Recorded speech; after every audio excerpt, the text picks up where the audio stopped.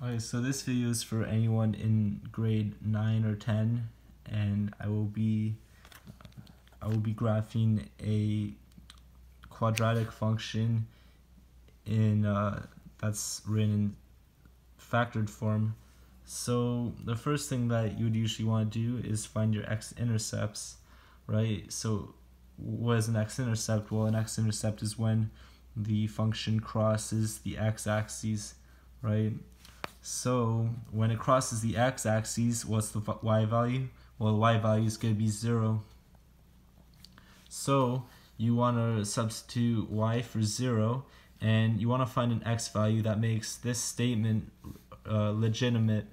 So in this case, it would be 7 and -2, because if you were to substitute x for 7, then this would equal 0, right? And inside this bracket, and since these two are multiplied by each other, this times anything will equal 0. And same goes for -2 here, right? If you turn this into 0, it'll turn that into 0, and it makes it true, right? They think of it as a statement, and you're trying to prove the statement by finding an x value. So your x-intercepts are going to be when x is at 7, right? Let's just say at 7, and let's say that this is -2 over here, right? Now we can see that the equation is positive because there is no negative number in front of it. There's no negative a value, right? So we know that it's going to be opening up like that, right? But in order to draw this nicely, it might be useful to find a y-intercept. So in order to find the y-intercept, what you can do is you can replace x, or substitute x for 0, because when the function's crossing the y-axis, then the x value is going to be 0, right? So 0 minus 7, sorry, and then 0 plus 2, it's going to be -14, because -14 times 2 is -7 times -2, or -7 times 2 is -14, right? So let's just say it's over there, right? And it looks something like that. It's not perfect. That's really not perfect, but it doesn't really matter because it's not on a grid, right?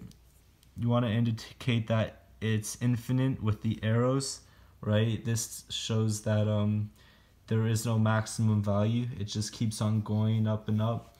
However, there is a minimum value over here, and you want to find that minimum value. Now, if this was opening downwards, then you would have a maximum value, right? You could just imagine if this was flipped, and there would be no minimum value. But since it's opened up, we have a minimum value. So I wrote a little equation here. A plus b divided by 2 is equal to h. So a and b are the two x-intercepts, so that would be 7 and 2. And then h would be the x value of your vertex, right? That's what we call this, so the minimum, right? So 7, and remember this other intercept is negative, so it's going to be 7 plus 2 divided by 2 gives us 4.5, right? So our h value is 4.5, and we usually call the y value of the vertex the k value, I believe.